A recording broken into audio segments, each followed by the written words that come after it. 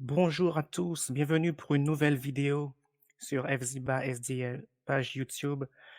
Nous sommes très heureux de nous retrouver ensemble pour cette nouvelle étude Afrique-Israël, au cœur d'un conflit géopolitique, économique et spirituel. Alors, c'est un sujet qui est très rarement abordé au point de vue de la prophétie biblique et nous allons ensemble voir de quoi il s'agit. Nous verrons que nous dit la Bible et nous verrons aussi à travers le livre de Daniel et des événements historiques ainsi que la Bible, les liens de connexion qui peuvent y avoir. Donc le but est aussi de susciter le désir de sonder les Écritures, donc à savoir la Bible, et bien sûr de mieux comprendre l'histoire du monde. Très important, nous précisons que toutes les citations séculières en lien avec l'histoire retrouvée qui seront partagées ici ne sont pas données comme des preuves, mais simplement en vertu de leur qualité descriptive. La parole de Dieu déclare dans Amos 3 au verset 7, car le Seigneur l'Éternel ne fait rien sans avoir révélé son secret à ses serviteurs les prophètes. Donc les deux prophètes qui seront traités aujourd'hui sont Jésus-Christ lui-même ainsi que le prophète Daniel. Donc bien entendu, nous n'avons pas la prétention d'avoir toute la vérité, euh, nous n'avons pas la prétention d'être prophète, nous voulons simplement vous présenter une étude comparative afin de nous pousser à la réflexion et à, bien sûr, sonder les Écritures. Romains 15, verset 4 affirme ceci. Donc, c'est l'apôtre Paul qui parle. Or, tout ce qui a été écrit d'avance l'a été pour notre instruction, afin que par la patience et par la consolation que donnent les Écritures, nous possédions l'espérance. Que le Dieu de la persévérance et de la consolation vous donne d'avoir les mêmes sentiments les uns envers les autres, selon Jésus-Christ. Très important. Donc, le but de cette étude, c'est aussi de nous pousser à avoir ces mêmes sentiments, c'est-à-dire les sentiments de Jésus-Christ, des sentiments d'amour, des sentiments de justice et d'unité.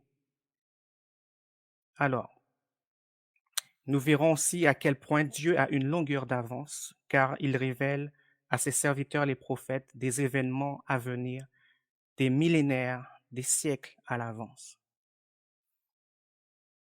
Très important de noter qu'à chaque tournant de l'histoire, il y a un nouveau développement de la vérité, un message de Dieu à la génération présente.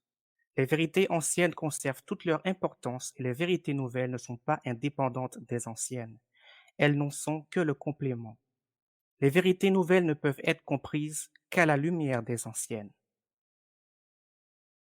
Il y a beaucoup de précieuses vérités qui doivent être révélées au peuple de Dieu dans ces temps périlleux et ténébreux.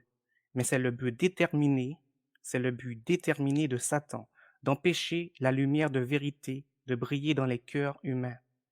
De précieuses vérités qui ont été longuement enfouies dans les ténèbres doivent être révélées, dans une lumière qui manifestera leurs œuvres secrètes.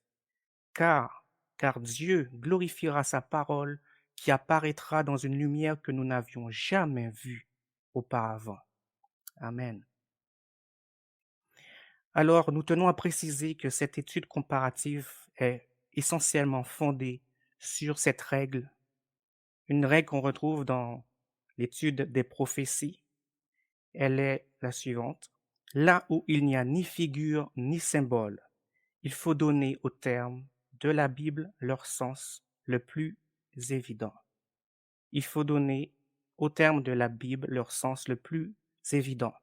Donc vous verrez que dans le livre de Daniel 11, nous allons tenter ensemble de donner aux termes de la Bible leur sens le plus évident à travers des événements historiques et d'actualité et de manière à ce que ça reste conforme à la chronologie prophétique biblique. Alors c'est parti. Le prophète Daniel est un grand prophète de la Bible. Il est considéré comme étant l'un des plus grands prophètes de la Bible hébraïque et de l'Ancien Testament. Son nom signifie jugement divin. jugement divin. Donc, juste en dessous, vous avez ici la période, vers la période à laquelle il est né et aussi à laquelle il est décédé. Donc, il est décédé au 6e siècle avant Jésus-Christ. Donc, vous voyez que c'est très, très vieux. Mais par la grâce de Dieu, ces écrits ont pu perdurer et traverser plusieurs périodes de l'histoire, ce qui nous permet de comprendre des choses aujourd'hui pour tous les étudiants de la prophétie qui étudient vraiment en profondeur comme des Béréens, qui cherchent à découvrir les vérités. Jésus, le plus grand de tous les prophètes, a dit ceci. C'est pourquoi lorsque vous verrez l'abominable dévastation dont a parlé le prophète Daniel établie dans le lieu saint, que celui qui lit, pardon, fasse attention. Que celui qui lit fasse attention. Donc, si vous êtes ici, je pense que vous avez soif de connaître l'histoire du monde, soif de comprendre certains événements que vous voyez s'accomplir sous vos yeux et vous n'avez peut-être pas de réponse, mais sachez que la Bible, la parole de Dieu et surtout la personne de Jésus-Christ a toutes les réponses. Et il nous invite à lire, à étudier, à faire attention pour comprendre ce qu'il veut nous enseigner. Il y a un docteur en théologie du nom d'Angel Manuel Rodriguez qui donne un commentaire par rapport à cette citation de Jésus et il affirme ceci. L'expression abomination qui provoque la désolation désigne ce qui s'est passé lors de la destruction de Jérusalem par la Rome païenne, donc en l'an 70, la destruction de Jérusalem. Mais également le travail de la papauté ou de la Rome ecclésiastique, donc cette Rome païenne qui devient finalement Rome ecclésiastique, qui va régner essentiellement de l'an 538 à 1798, donc au cours de la période du Moyen Âge. Les variations légèrement différentes dans la formulation de la phrase dans le texte hébreu de Daniel indiquent ces deux événements différents. Donc, il est directeur de l'Institut de recherche biblique IRB. Alors, nous allons maintenant étudier, donc passer au travers des derniers versets du chapitre de Daniel 11. Nous n'allons pas étudier les premiers versets. Il y a déjà beaucoup de contenu là-dessus, mais ce qui nous intéresse, c'est vraiment de comprendre les événements de la fin des temps, puisque beaucoup d'entre nous réalisons qu'il y a pas mal de choses qui bougent en ce moment dans l'histoire de notre monde, et nous voulons étudier, essayer de comprendre ce que Dieu a à nous dire. Alors, au verset 36 du livre de Daniel chapitre 11, il nous est parlé d'un roi. Il est dit que ce roi fera ce qu'il voudra, il s'élèvera, il se glorifiera au-dessus de tous les dieux, et il dira des choses incroyables contre le Dieu des cieux. Il prospérera jusqu'à ce que la colère soit consumée, car ce qui est arrêté s'accomplira. Donc, toujours dans le chapitre 11, versets 36 à 39, nous réalisons que ce passage parle du premier régime du roi du Nord. Je préfère dire la première élite du roi du Nord. Donc, cette puissance politico-religieuse qui va vouloir remplacer Dieu par ses propres lois et s'opposer à l'autorité de la parole de Dieu. Donc, nous allons le voir un peu plus en détail. Dans le livre de Daniel 7, il est parlé de cette même puissance. Il est dit, par exemple, au verset 35, « Il prononcera des paroles contre le Très-Haut. Il opprimera les saints du Très-Haut et il espérera changer les temps et la loi. » Très intéressant. Pour l'identifier, nous avons des éléments. Il va espérer changer les temps et la loi et il va persécuter des saints. Il est dit que les saints seront livrés entre ses mains pendant un temps, des temps et la moitié d'un temps. Nous n'allons pas faire la démonstration mathématique ici pour comprendre les calculs. Nous allons simplement vous donner un petit résumé puisque ce n'est pas l'objet du jour pour comprendre le, la datation, le calcul. Mais très rapidement, ce que nous allons vous dire ici, c'est que la prophétie en ce qui concerne un temps, des temps et la moitié de temps, c'est une prophétie qui commence en l'an 538 et qui se termine en 1798. Donc nous allons le voir très rapidement comment trouver ceci. Donc lorsque le prophète dit ici un temps, des temps et la moitié d'un temps, au point de vue prophétique, il y a plusieurs manières de calculer, mais ça peut revenir à ce calcul que vous voyez ici, 360 plus 360 fois 2, entre parenthèses, plus 180, ce qui donne un total de 1260 jours. Maintenant, dans la prophétie biblique, les jours peuvent être traduits en années. Alors, lorsqu'on étudie les textes que nous avons lus un peu plus haut, lorsque nous identifions le pouvoir qui a détruit donc Jérusalem, mais par la suite ce pouvoir qui est devenu une puissance religieuse, à savoir la Rome papale, qui a commencé son règne en l'an 538. Lorsque nous faisons le calcul donc de 1260 ans que nous avons vus, nous voyons que nous aboutissons à l'année 1798. Et vous verrez qu'en cette année, en 1798, il va y avoir un événement majeur. Alors, nous allons voir ça ici. Donc, effectivement, en 1798, les troupes françaises menées par le général Louis-Alexandre Berthier envahirent les États pontificaux et s'emparèrent de la ville de Rome le 11 février 1798. Le pape Pie VI fut déposé et déporté en Toscane, puis en France, où il mourut en exil.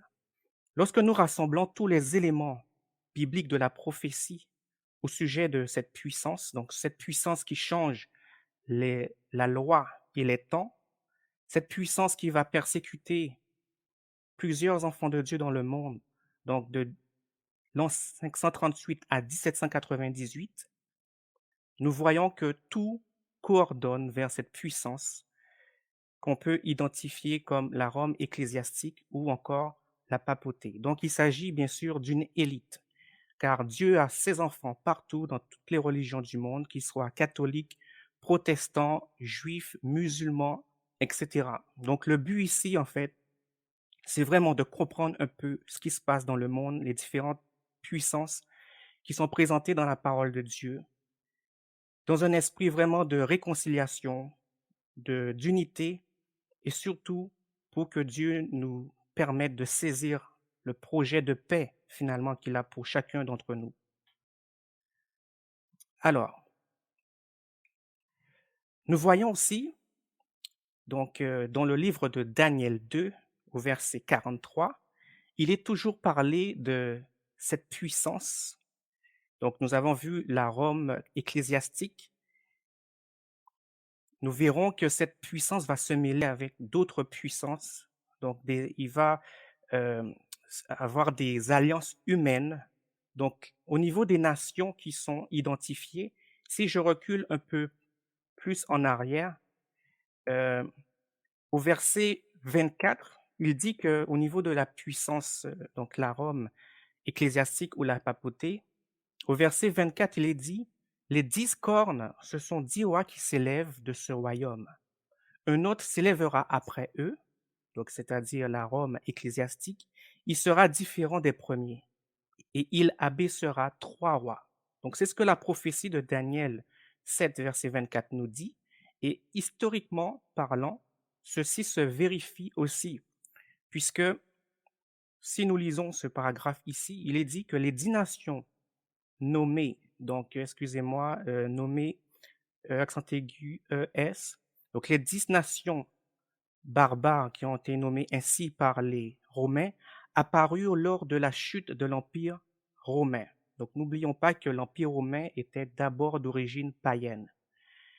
Maintenant, les 10 nations qui régnaient, donc qui étaient nommées comme étant barbares parce qu'ils étaient rebelles vis-à-vis du pouvoir romain, de l'Empire romain, ils voulaient une certaine forme d'autonomie, ce que ne voulait pas l'Empire romain. Donc, on peut identifier ces nations historiquement parlant.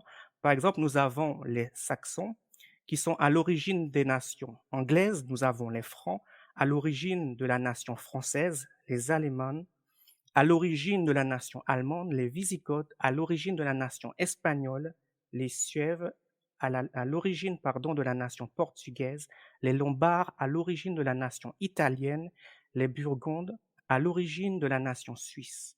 Donc, nous avions vu qu'il y a trois rois qui vont être, qui vont perdre leur pouvoir. Et historiquement, ceci se vérifie.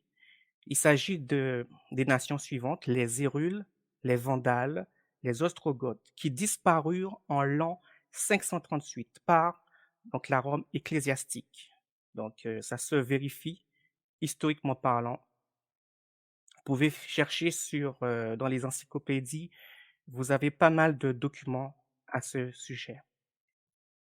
Alors, maintenant, après 1798, il va y avoir un changement dans l'histoire du monde. N'oublions pas qu'en 1798, le pouvoir de la papauté en tant qu'entité politico-religieuse sera affaibli. La parole de Dieu dans Apocalypse 13, versets 1 à 10 parle d'une blessure mortelle. Ok? Nous verrons par la suite dans l'autre étude que cette blessure mortelle sera guérie.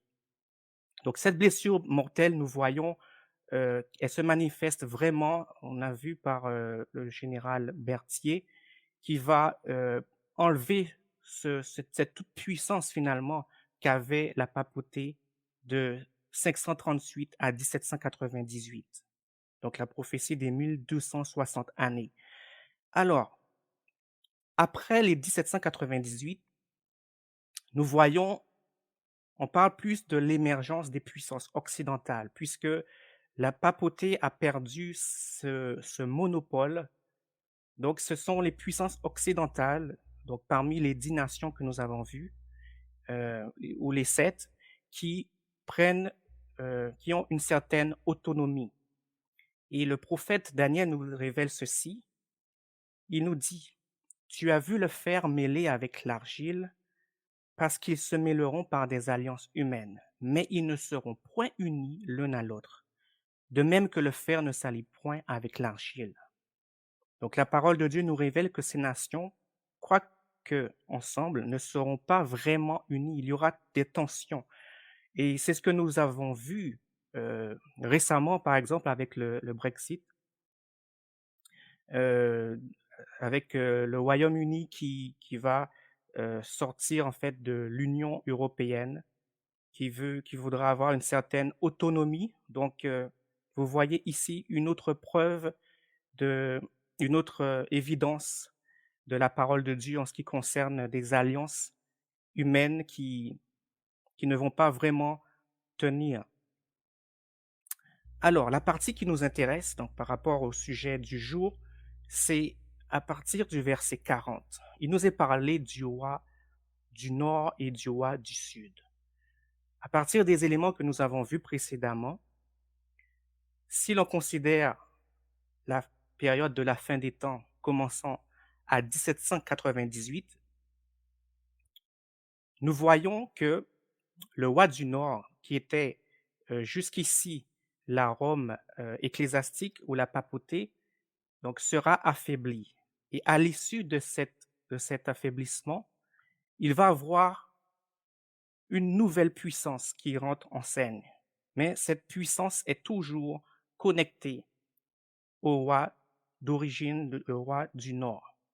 Donc, c'est ce que nous allons voir ensemble. Lisons ensemble. Au temps de la fin, le roi du Néguev, donc le roi du Sud, s'affrontera à lui. Et le roi du Septentrion, donc le roi du Nord, déferlera sur lui, avec des chars, des cavaliers, des navires multiples. Il viendra vers les terres, déferlera et passera. Notez qu'il va arriver vers des terres particulières, et il va réussir à passer, à prendre place. Donc c'est le roi du Nord qui arrive à prendre place. Il viendra sur les terres de la gazelle, ou encore terre de la beauté. Ils feront trébucher des multitudes Ceux-là échapperont à sa main. Édom, Moab, l'entête des bénis Ammon. Donc, ça veut dire des fils, les principaux fils d'Ammon, ici, l'entête des bénis Ammon. Verset 42, il lancera sa main contre les terres. La terre de Misraïm n'y échappera pas. Il gouvernera les magots d'or, d'argent, et tout ce que convoite Misraïm, donc les fils des Égyptiens, les Loubim, les fils de la Libye, issus de Pout, et les Cushim, donc les fils issus de Couche ou encore Éthiopie. Donc nous voyons que ces peuples-là seront à ses pieds. Nous avons ici la version Shuraki. Alors, comment allons-nous identifier le roi du Sud et le roi du Nord? Parce que c'est ce qui nous intéresse. OK, nous avons lu ces passages, mais comment identifier ces différents protagonistes? Une question fondamentale nous permet de déterminer tout d'abord qui est le roi du Sud. Alors, si je vous pose cette question, quel empire a régné dans la région de la Palestine, une partie de l'Afrique, l'Arabie, et qui a ensuite perdu sa domination sur ces territoires à cause d'un empire situé au nord? Donc, comme indice, vous avez des images qui sont juste à votre gauche. Pour ceux qui voyagent beaucoup ou qui suivent beaucoup l'actualité, qui sont curieux, ils pourront deviner de quel pays ou puissance qu'il s'agit. Ceux qui connaissent l'histoire aussi, même sans la photo, peuvent deviner à partir des éléments géographiques situés ici, peuvent deviner de quelle puissance il s'agit. Donc c'est parti, il s'agit de l'Empire ottoman. Alors l'Empire ottoman serait le roi du Sud, qui représente les puissances musulmanes. Pourquoi? Puisque cette puissance va régner donc du 27 juillet 1299 au 1er novembre 1922, donc sur toutes les régions euh, indiquées ici, donc c'est-à-dire au niveau de l'Égypte, une partie du Soudan, donc le Soudan, c'est l'ancien nom du pays de Couche. Nous avons ici au niveau de la Libye se situait dans cette région. Il va aussi régner dans la partie de l'Arabie, dans le Moyen-Orient ici. Donc vous voyez que le roi du Sud régnait vraiment géographiquement, de manière donc géopolitique.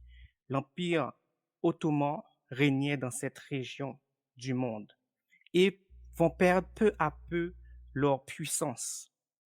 Mais il va y avoir un événement majeur qui va affaiblir cette puissance. Et cet événement-là sera provoqué, bien sûr, par l'élite du roi du Nord.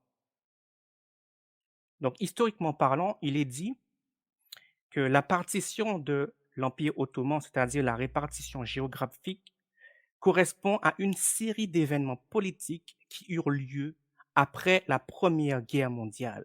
Donc, vous remarquez que le prophète Daniel parlait de guerre, de conflit, et nous allons, à travers les événements historiques, donc à partir de 1789, en ce qui concerne les temps de la fin que nous présente la prophétie, quelles sont les puissances qui pourraient correspondre le mieux à la description du prophète Daniel.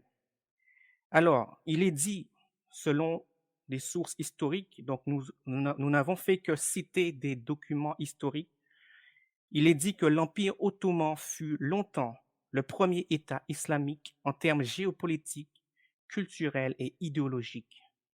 Sa disparition le 1er novembre 1922 lors de la déposition du sultan calife Mehmed VI permit, sur le plan politique, de passer du sultanat à un régime républicain et d'arrêter la partition de l'Empire.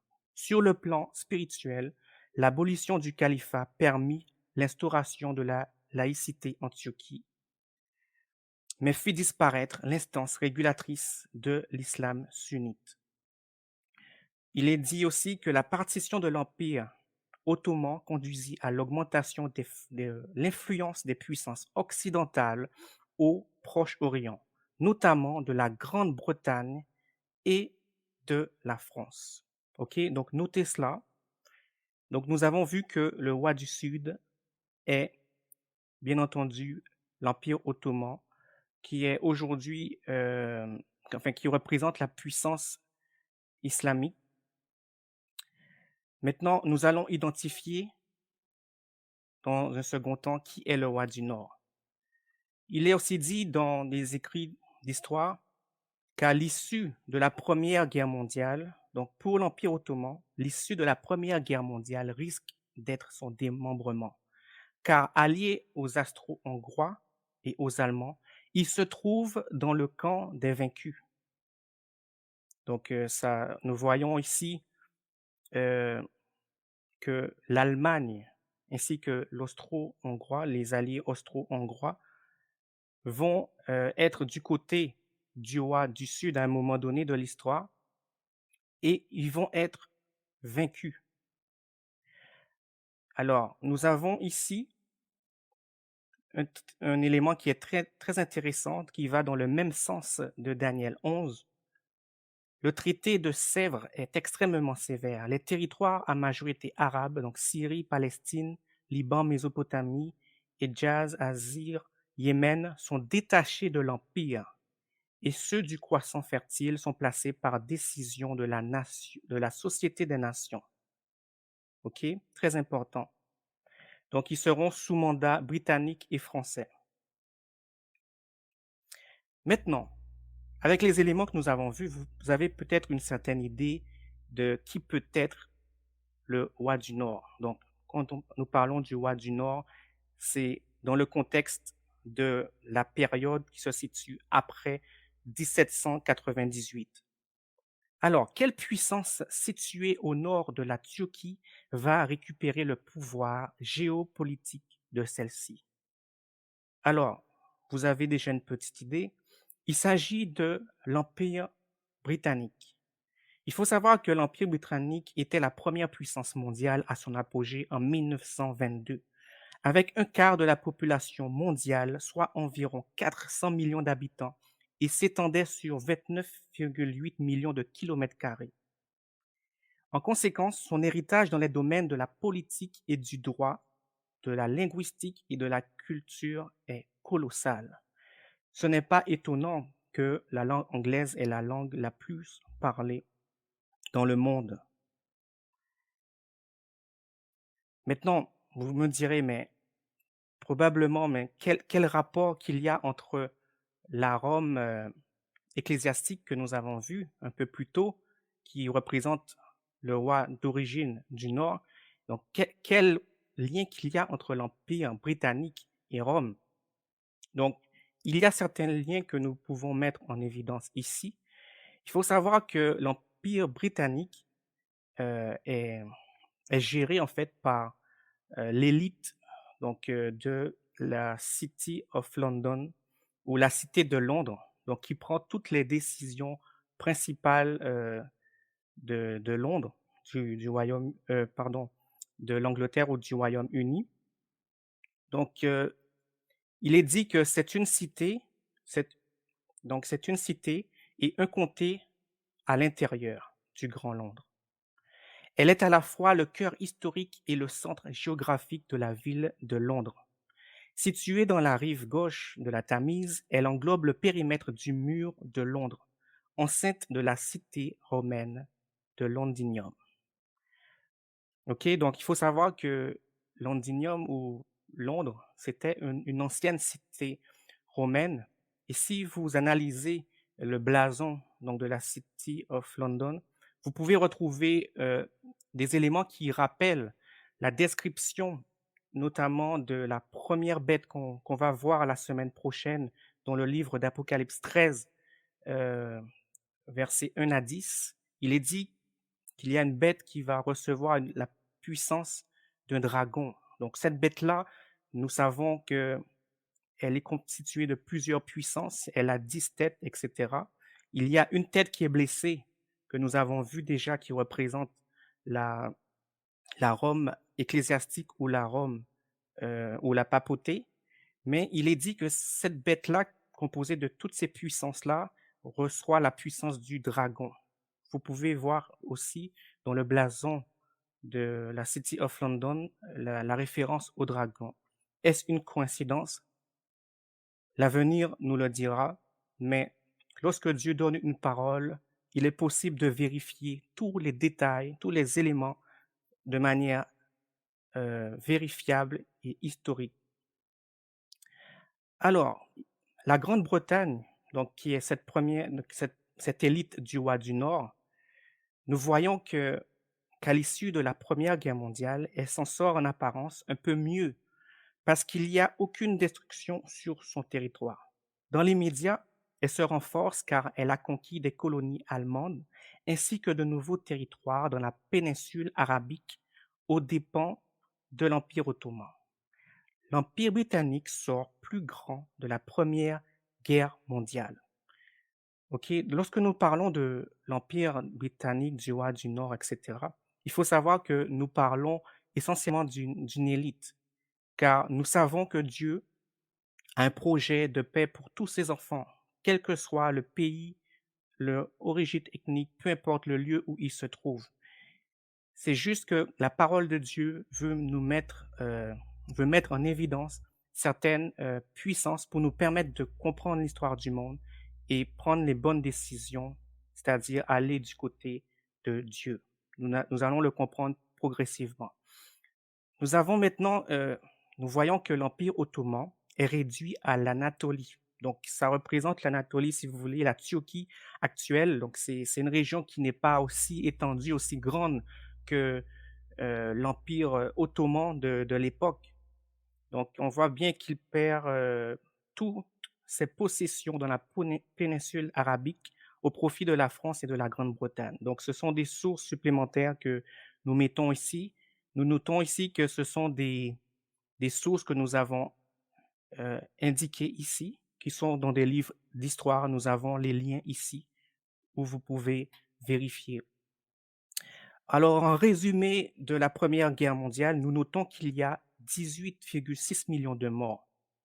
Et à l'issue de cette Première Guerre mondiale, nous avons la mise en place d'une nouvelle organisation internationale qu'on nomme la Société des Nations. Donc, il s'agit d'une institution internationale qui a été créée dans le but de régler les différends internationaux. Maintenant, nous poursuivons Daniel 11, verset 41. Il est dit que le roi du Nord donc, viendra sur les terres de la gazelle. Nous avons vu à peu près où se trouvent les terres en question, mais nous allons rentrer plus en profondeur. Donc, il est bien dit qu'ils feront trébucher des multitudes. Bien entendu, nous avons vu que lors de la Première Guerre mondiale, il y a eu des millions de morts. Même si ces guerres ont eu lieu dans plusieurs régions du monde, en Europe, etc., nous savons que cette guerre est déclenchée par rapport à ces zones géopolitiques. C'est ce que nous allons voir ensemble. Et ces guerres-là vont causer vraiment des millions de morts. C'est ce que la parole de Dieu nous confirme. Ils feront trébucher des multitudes. Ceux-là échapperont à sa main. Édom, Moab, l'entête des principaux fils d'Amon. Alors, il y a un événement historique à considérer aussi, qui a permis finalement la première élite, enfin l'élite du roi du Nord que nous avons vu, à savoir l'Empire britannique. Il s'agit de la déclaration Balfour de 1917. Donc la déclaration Balfour de 1917 est une lettre ouverte datée du 2 novembre 1917 et signée par Arthur Balfour, le secrétaire d'État britannique aux affaires étrangères. Okay? Elle est adressée à Lord Lionel Walter Rothschild, personnalité éminente de la communauté juive britannique et financée du mouvement sioniste aux fins de retransmission. Donc cette lettre, en fait, aura une grande conséquence puisque il va le Royaume-Uni va se déclarer en faveur de l'établissement en Palestine d'un projet national. Et ce sont les premières bases qui vont permettre plus tard l'établissement de l'État d'Israël de 1948.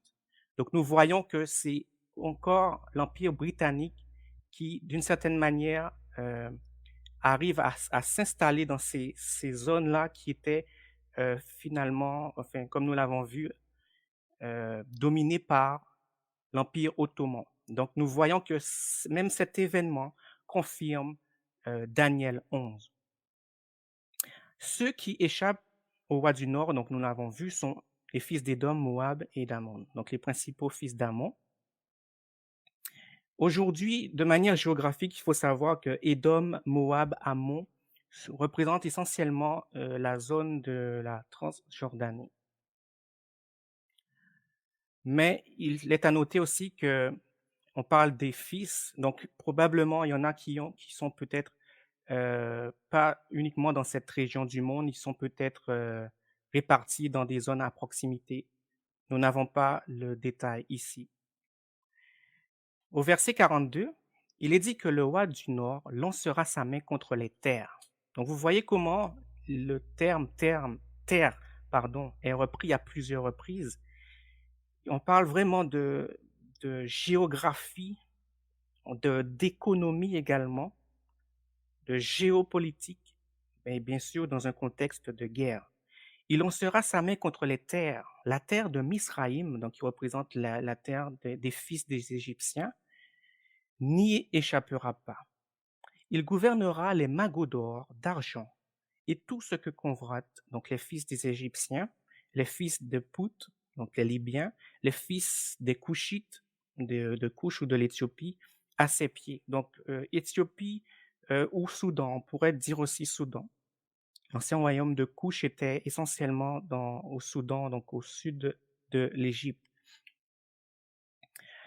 Maintenant, ces noms peut-être sont étranges pour vous lorsqu'on a parlé de Pout, Misraïm, Couche. Ça peut-être que ça semble étrange pour vous, pour ceux qui ne connaissent pas encore bien la parole de Dieu. Mais dans la Bible, au livre de Genèse 10, il est parlé de la table des nations. Ce livre est très intéressant puisque vous voyez comment Dieu, à l'avance, avait réparti tous ses enfants, en fait, donc de toute origine ethniques dans des régions spécifiques, géographiquement parlant. Donc, par exemple, nous avons Misraïm ou l'Égypte, nous avons Couche, nous avons Canaan. Ce sont des fils, nous avons Pout aussi. Ce sont des fils de Cham ou encore les fils de Cam. On peut dire que ce sont des descendants africains de Cham. Donc, c'est 4 fils. Donc, vous voyez, ils régnaient en Canaan, mais aussi en Arabie, Séba, toute cette partie.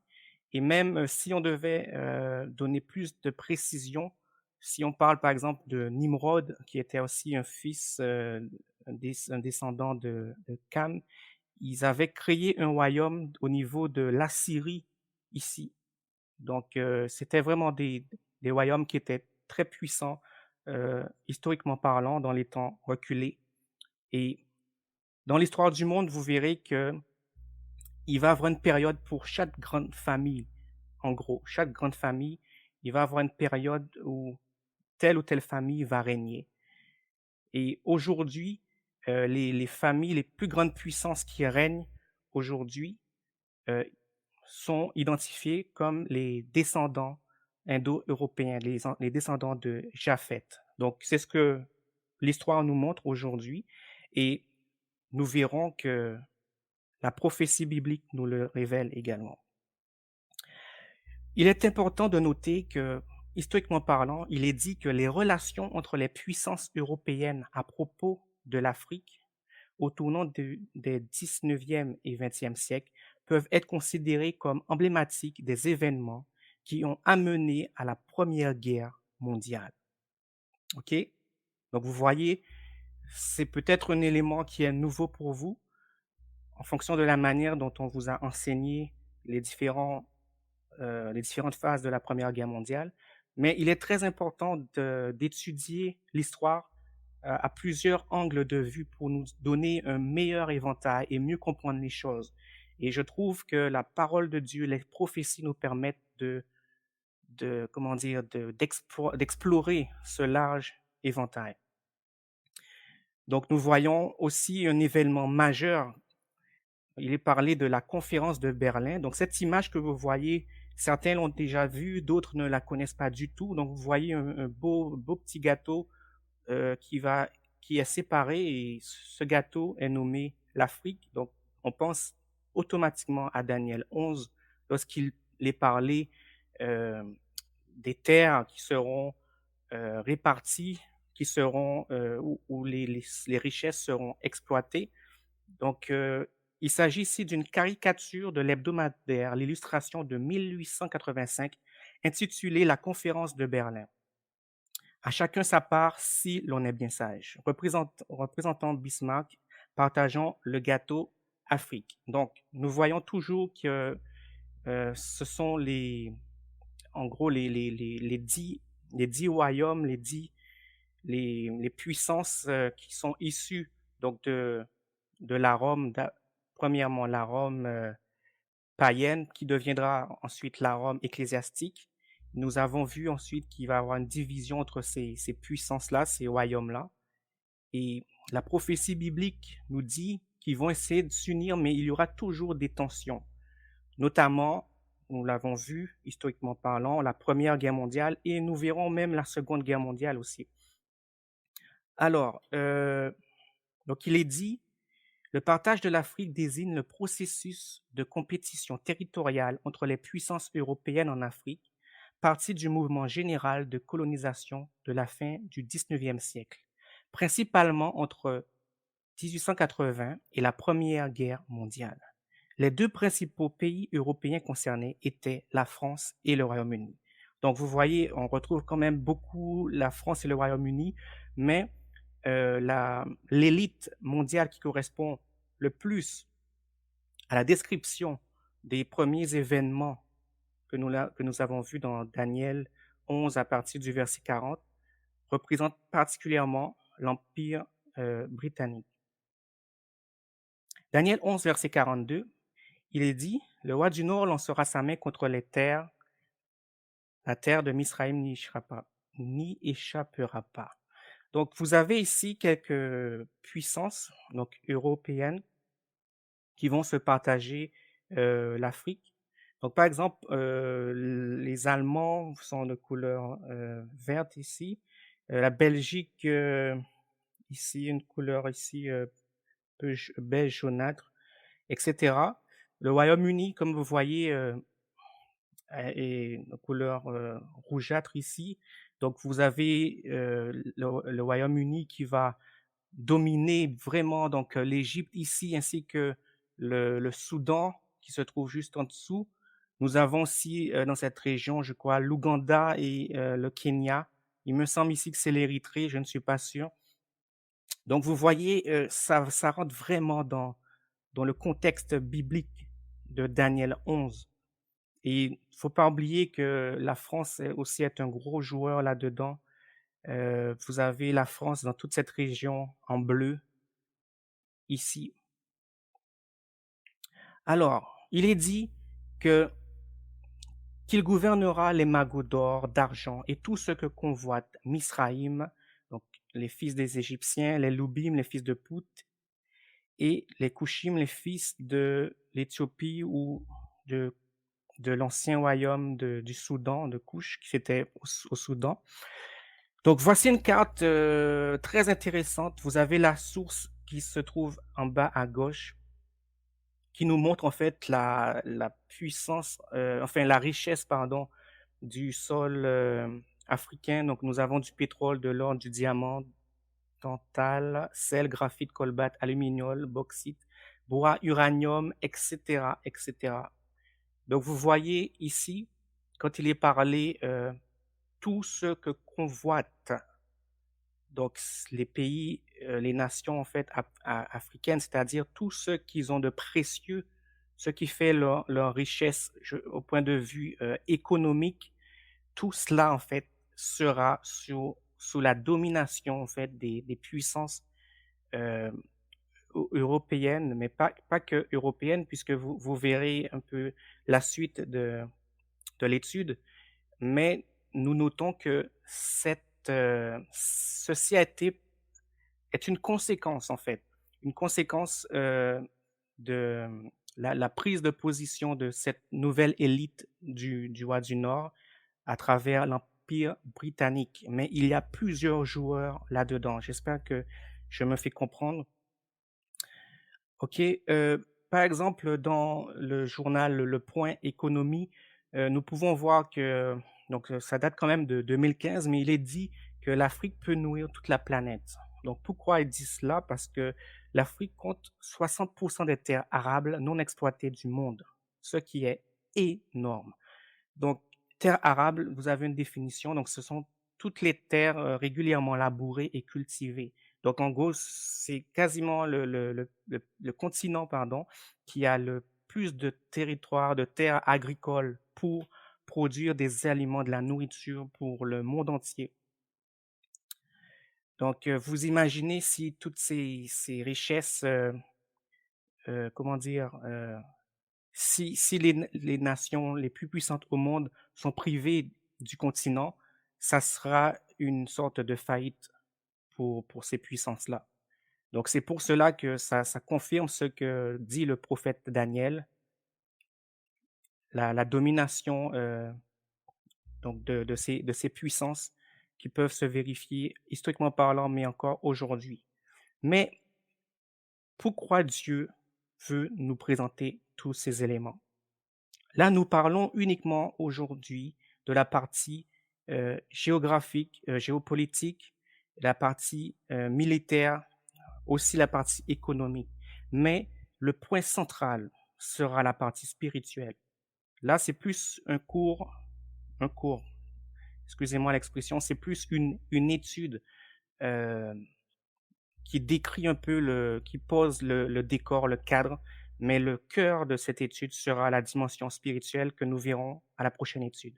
Alors, analysons maintenant Daniel 11, verset 44, dans le décor maintenant de la Seconde Guerre mondiale. Alors, dans le contexte de la Seconde Guerre mondiale, il faut savoir que l'Empire britannique, donc l'élite du roi du Nord, nous avons vu les liens ou des similitudes qu'il y a avec Rome, donc sera affaibli par l'Allemagne nazie. OK, l'Allemagne nazie, donc qui est aussi une puissance du Nord, et le Japon qui sera à l'Est. Donc il y a, au cours de la Seconde Guerre mondiale, il y a vraiment un événement majeur, enfin deux événements majeurs qui rappellent grandement donc le verset 44 au sujet du roi du Nord. Il est dit donc des rumeurs ou des nouvelles affoleront donc le roi du Nord, mais ce sont des nouvelles qui vont provenir de l'Orient et aussi du Nord. Il est écrit qu'il sortira, donc le roi du Nord et ses alliés, bien sûr, sortira avec une grande puissance pour exterminer et détruire des multitudes. Donc, remarquez que la Seconde Guerre mondiale a été vraiment terrible. On parle ici d'environ 50 millions à 85 millions de morts. Donc, nous voyons encore cette répétition, exterminer, détruire des multitudes. Il faut savoir que ces guerres-là vont produire énormément de décès. On note aussi que l'Empire britannique sera affaibli à l'issue de cette Seconde Guerre mondiale et l'histoire nous montre que progressivement, le leadership va passer à cette nouvelle puissance, les États-Unis d'Amérique. Donc, les États-Unis d'Amérique représentent la dernière élite du roi du Nord. Donc, ce n'est pas moi qui le dis, mais vous le comprendrez, pardon, la semaine prochaine ou en tout cas dans les jours qui viennent pour la prochaine étude, conformément aux prophéties de l'Ancien Testament, mais aussi du Nouveau Testament, dans l'Apocalypse notamment. Alors, au niveau des nouvelles qui vont inquiéter donc le roi, l'Empire britannique, Nous avons, par exemple, entre 1941 et 1945, le Japon, donc qui se situe à l'Orient, combat l'Empire britannique et capture les colonies britanniques de Malaisie, Birmanie, Hong Kong et Singapour. Beaucoup de prisonniers de guerre britanniques meurent en captivité. Donc voici un exemple de nouvelle provenant de l'Orient qui va affoler euh, l'Empire britannique et ses alliés. De juin 1944 à mars 1945, nous voyons que la capitale de Londres, la capitale de Londres sera ravagée par les bombes volantes V1, puis par les fusées V2 tirées par les nazis. En notant que les nazis se situent au nord, une puissance du nord, ce qui se calque aussi bien avec la prophétie de Daniel 11. Donc Adolf Hitler voulait se venger ainsi des Britanniques qui bombardent régulièrement l'Allemagne depuis 1940. Donc regardez cette image, c'est quand même incroyable comment le monde peut être bouleversé à n'importe quel moment. Donc il y a des conséquences de la Seconde Guerre mondiale qu'on peut observer. Donc il y a la création maintenant, cette fois-ci, d'une nouvelle organisation mondiale qu'on va nommer l'Organisation des Nations Unies ou l'ONU qui va être fondée aux États-Unis. Il est à noter qu'à l'issue de la Seconde Guerre mondiale, il va y avoir de nouvelles tensions qui vont être mises en place. Cette fois-ci, ça sera entre les puissances occidentales euh, et la Russie. Ce joueur, pourtant, qui avait collaboré avec les puissances occidentales, mais le cours, comment dire, les choses vont faire en sorte que au niveau compétition, etc., il va y avoir un changement de situation. Donc, vous pourrez en savoir plus sur les liens qui vous seront partagés là-dessus.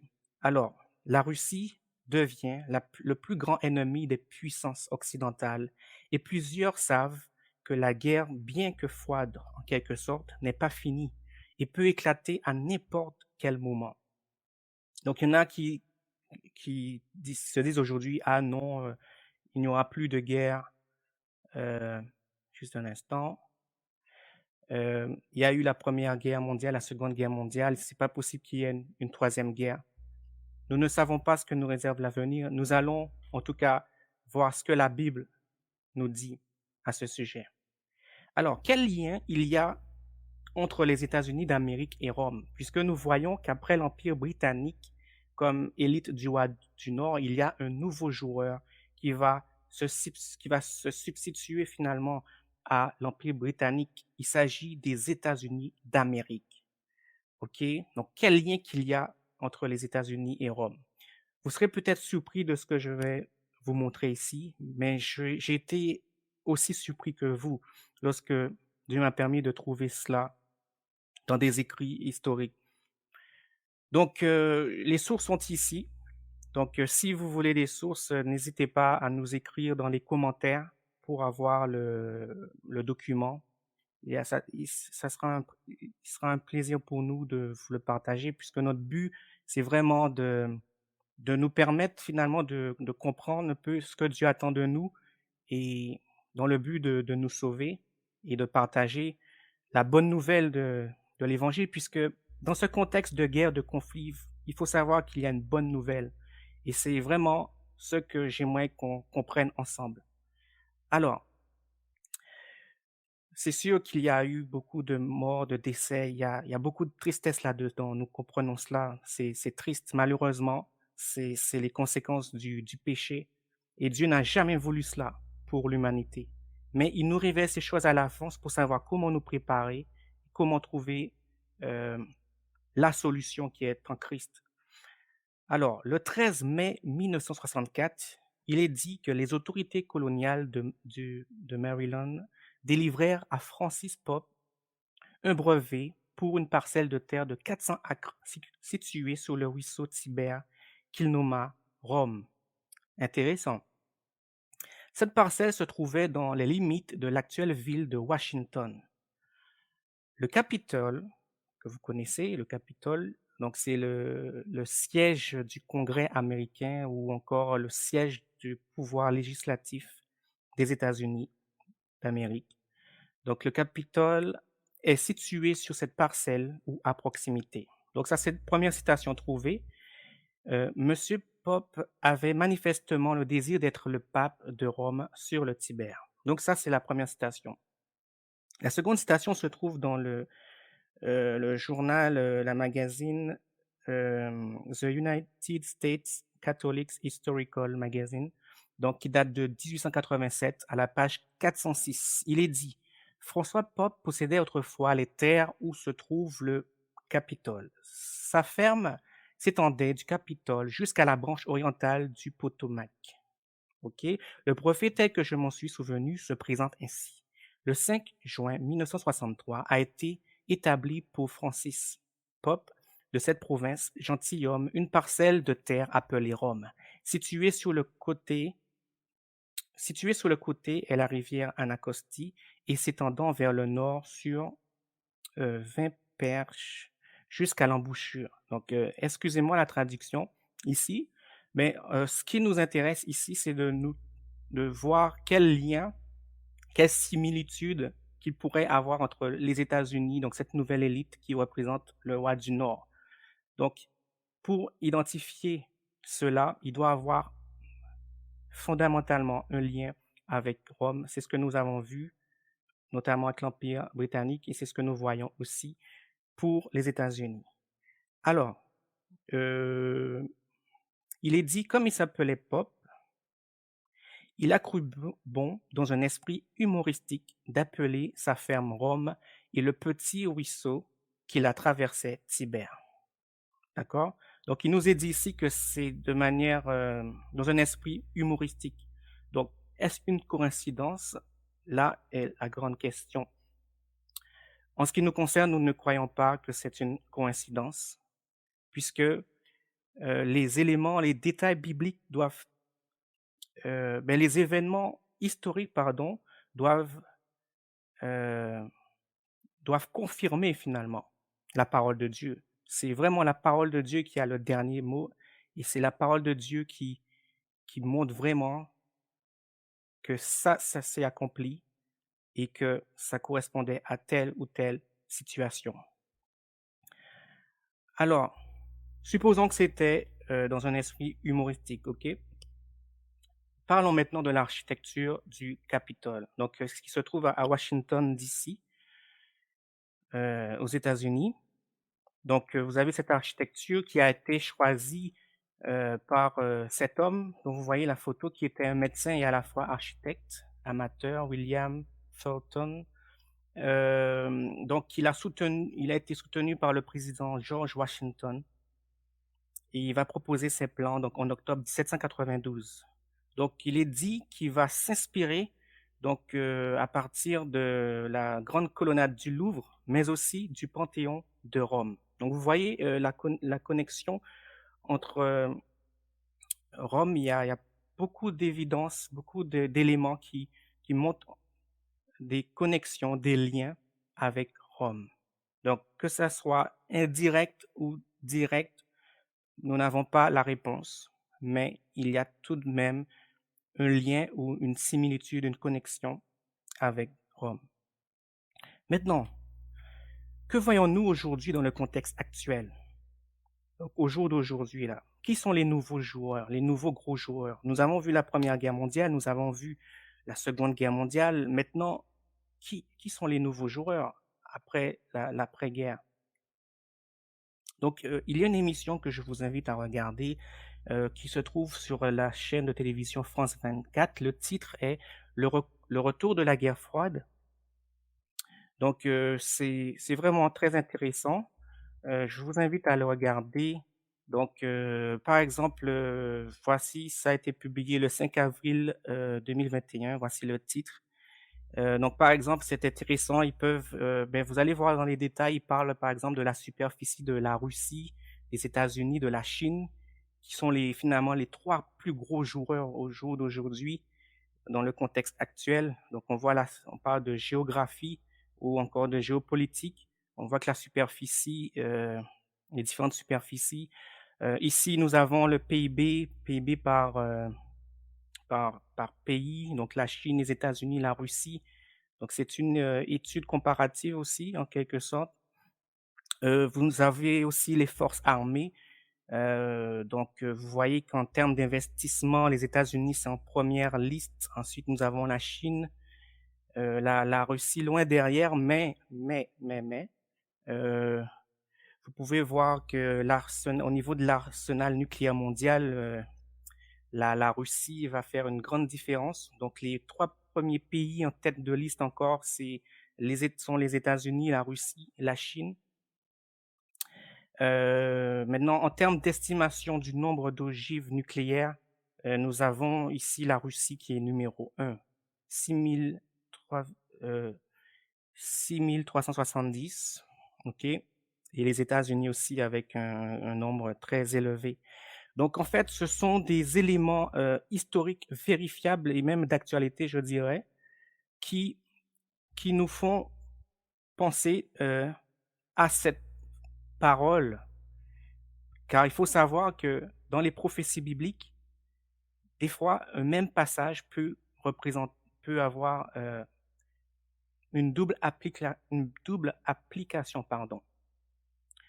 Euh, je ne vais pas rentrer dans les détails aujourd'hui, mais nous aurons l'occasion. Si vous voulez, inscrivez-vous, abonnez-vous à notre chaîne. Si vous voulez apprendre un peu plus, ça sera vraiment un plaisir, un privilège pour nous de partager ça de tout cœur. Alors, il est dit, euh, je vous pose la question aussi, d'où proviennent les nouvelles de l'Orient qui affolent finalement les États-Unis, la dernière élite du roi du Nord? Donc, j'imagine que vous avez la réponse.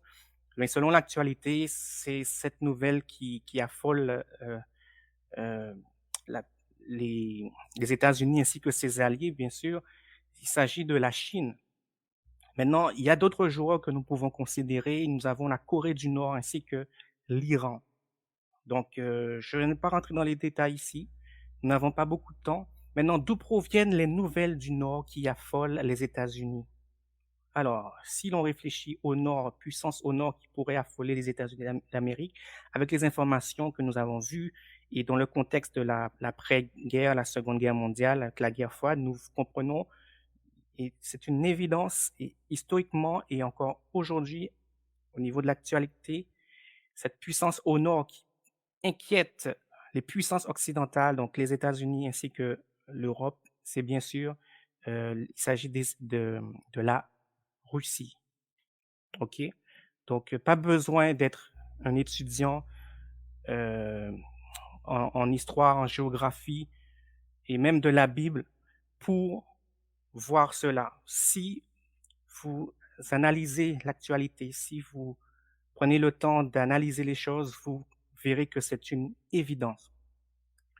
Alors, je nous pose une question. Après la Première et la Deuxième Guerre mondiale, y aura-t-il une autre guerre mondiale? Donc, c'est une question. Alors, euh, il paraît, ben, oui, c'est une, c'est vérifiable. Vous pouvez retrouver ceci sur Internet. Si vous tapez dans Google «Nous sommes en guerre», vous entendrez le fameux discours du président Emmanuel Macron, du président français.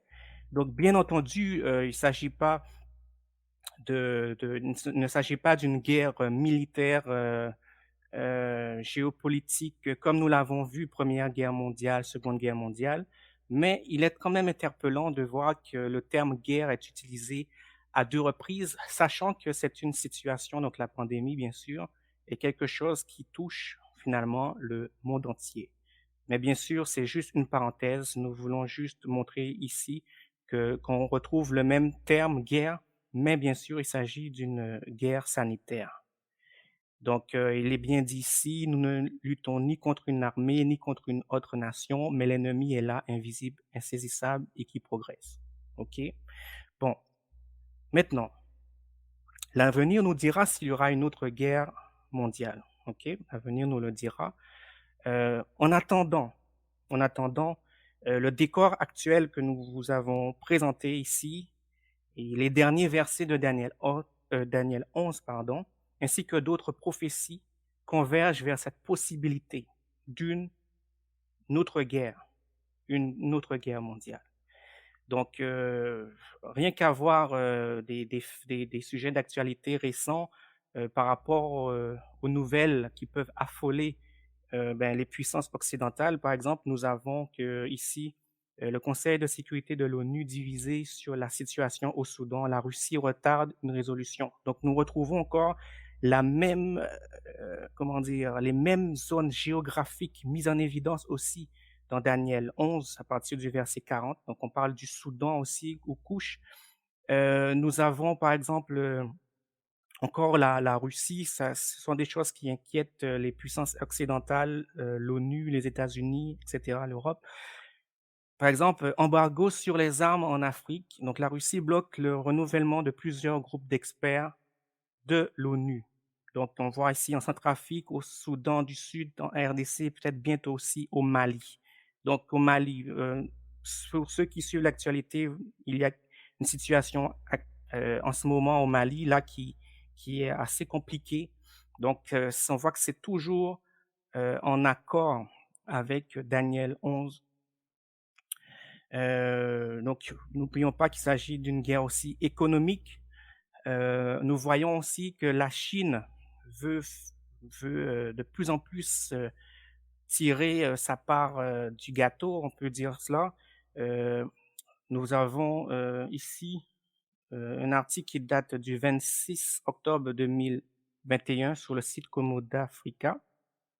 Donc, il y a pas mal d'informations intéressantes. Il est dit que le commerce Chine-Afrique bondit de 40%. Donc, c'est peut-être une bonne nouvelle pour certains pays africains, mais ça peut être aussi une inquiétude pour les puissances occidentales, etc. Euh, Nous tenons à préciser en fait que au niveau de cette vidéo, nous ne prenons parti pour aucune des puissances qui sont présentées. C'est vraiment une historiographie, pardon, une analyse de la prophétie de Daniel 11.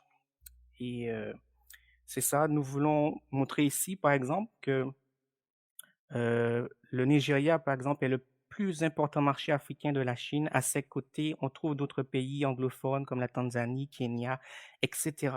Donc, ce sont des éléments, en fait, qui montrent qu'il y a des nouvelles qui proviennent du Nord, à savoir la Russie, mais aussi de l'Orient, à savoir la Chine, etc., qui ont de quoi inquiéter euh, les puissances occidentales, puisque si ces puissances arrivent à récupérer les richesses de ce sol, au niveau des puissances occidentales, ça sera une inquiétude. Mais la Bible nous dit quelle sera la suite des choses. C'est pour cela que je vous invite à vous connecter bientôt pour la partie numéro 2. Il y a un autre élément non négligeable. Il s'agit du conflit israélo-palestinien. Donc, nous savons qu'il y a des tensions qui demeurent depuis des années. Mais ce sont tous ces éléments, en fait, qui peuvent montrer que ce n'est pas impossible qu'une guerre éclate. Après, nous ne savons pas quelle sera la forme, nous ne savons pas ce que l'avenir nous dira, mais nous pouvons quand même montrer des évidences dans la parole de Dieu qui pourraient nous donner des éléments de réponse. Maintenant, euh, il faut savoir que nous sommes des étudiants de la Bible et nous voulons vraiment partager les prophéties, mais cette bonne nouvelle de l'Évangile pour que le peuple de Dieu dans le monde s'agrandisse. Il faut savoir que le peuple de Dieu ne lutte pas en fait contre la chair et le sang. C'est-à-dire que le peuple de Dieu ne lutte pas contre les êtres humains. Il ne lutte pas avec des armes, etc. Ça, c'est comme ça que le peuple de Dieu a présenté à son peuple comment se battre. Et nous l'avons, pardon, dans la parole de Dieu. Il est dit, ne te laisse pas vaincre par le mal, mais surmonte le mal par le bien. Donc, c'est comme ça que le peuple de Dieu doit se battre. Donc, nous avons parlé des élites qui dominent le monde, etc. Et en tant que peuple de Dieu, Vous pouvez prier pour eux. Nous pouvons prier pour eux, car Dieu, en fait, est grand. Jésus, regardez, lorsqu'il était sur la terre, malgré l'emprise du pouvoir romain, son message n'était pas centré sur le fait qu'il devait récupérer leur territoire, etc., dominé par les Romains. Non, le message de Yeshua, donc de Jésus, était sur la transformation du cœur. Et il a même dit, aimez vos ennemis, bénissez ceux qui vous maudissent. Et vous savez qu'en faisant ça, vous mettez toutes les chances de votre côté, si vous le faites bien dans l'esprit du Christ.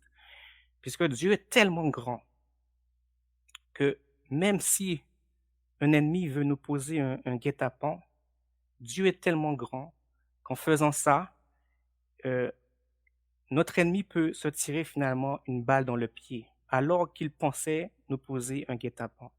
Et ce n'est pas à nous de nous battre de manière charnelle, car le peuple de Dieu lutte par la prière, par la louange, par l'adoration, par l'amour du prochain. Et l'apôtre Paul l'a bien compris dans Éphésiens 6, il dit, car nous n'avons pas à lutter contre la chair et le sang, mais contre les dominations, contre les autorités, contre les princes de ce monde de ténèbres, contre les esprits méchants dans les lieux célestes. Car il faut savoir qu'il y a des anges de Dieu, il y a aussi des anges qu'on appelle démons du côté de l'ennemi, et c'est eux qui influencent malheureusement des fois certaines élites du monde. Mais Dieu veut sauver tout le monde. Et plus nous allons partager cette bonne nouvelle et certaines vérités, plus les gens vont comprendre et choisir le camp de Dieu, faire partie du peuple de Dieu. Est-ce que vous voulez faire partie du peuple de Dieu? Je ne sais pas si vous êtes euh, chrétien, si vous êtes musulman, si vous êtes juif, si vous êtes athée, je ne sais, peu importe le courant religieux. Mais sachez que Jésus, en fait, la vraie religion, en fait, c'est de l'accepter comme son sauveur dans notre vie. Et si vous faites ça et que vous lui demandez pardon pour vos péchés, pour ce que vous êtes, ce que vous avez déjà fait de mal, etc., si vous vous repentez, que vous l'acceptez dans votre cœur, même si vous avez fait des choses horribles dans votre vie, il est là, il est encore prêt à vous accepter, car il est venu sur la terre pour mourir. Il a versé son sang pour vos péchés, pour vous sauver, pour vous racheter. Et il dit, mais à tous ceux qui l'ont reçu, à savoir Jésus, la parole qui a été faite chair, à ceux qui croient en son nom, elle a donné le pouvoir de devenir enfants de Dieu, lesquels sont nés non du sang, ni de la volonté de la chair, ni de la volonté de l'homme, mais de Dieu. Alors j'ai une surprise pour vous. J'ai une surprise pour vous qui a été produite ben, c'est ça, par nous, à la guitare. C'est juste une petite musique instrumentale. C'est pour que vous soyez en paix, puisque c'est sûr que nous avons parlé de conflit, mais je veux que vous soyez en paix. Je veux que vous soyez en paix, et la paix provient seulement en Christ. Donc je vais, juste avant de vous partager cette composition instrumentale que Dieu m'a inspirée, j'aimerais vraiment que vous vous abonniez, que vous likez, que vous partagez cette vidéo pour donner à d'autres personnes d'entendre la parole de Dieu, d'analyser ensemble, même si on n'a pas toute la vérité, même si ce n'est pas parfait, nous ne sommes pas des spécialistes, mais nous aimons Dieu, nous voulons étudier et aller de l'avant. Donc, si vous voulez faire partie de notre équipe, de nos abonnés, abonnez-vous et partagez. Donc, merci pour votre attention, soyez en paix. Et maintenant, je vais partager ce morceau et je vous dis bonne journée ou bonne soirée. Soyez en paix.